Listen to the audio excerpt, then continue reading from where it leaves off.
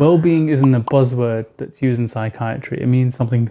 It actually means something. You know, I've gone from barely being able to have lunch to now having shawarma for lunch in Camden.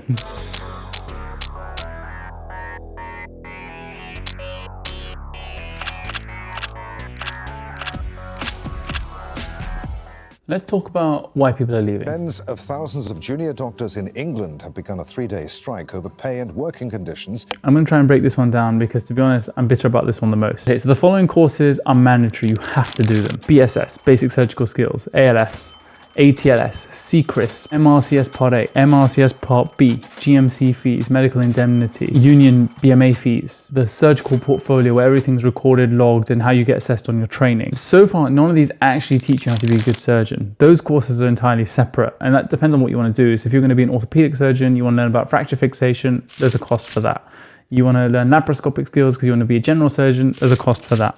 There's cadaveric courses, there's all sorts of stuff. You can claim for some of these back, but the fact is you have to pay for them up front, and it means that you have to have enough funds in your account to be able to do that. The real terms pay cuts is pushing people out of the job. They're saying that people who are very highly experienced or qualified medics are leaving for places like Australia.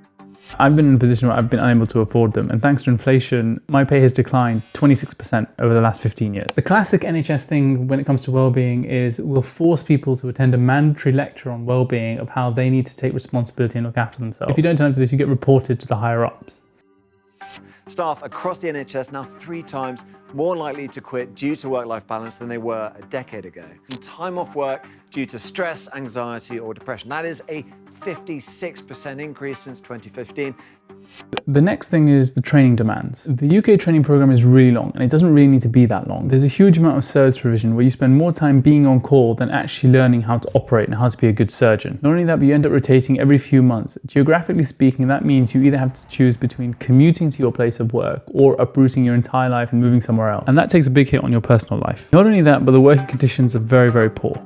In GP, at least, the training is localized to one area, so that means you have to move around a lot less. It's a lot friendlier that way. Also, our study days are a lot more fun. Here I am playing cricket in Cambridge for 3 hours. What this means is that there are only really 2 types of people left in medicine. The first are those that are really well off, and the second are those that are like me and are very, very bitter. The problem with the first is that you then create a bunch of people, a bunch of doctors who are unable to relate to a lot of the patients who are coming their way who may not be very well off.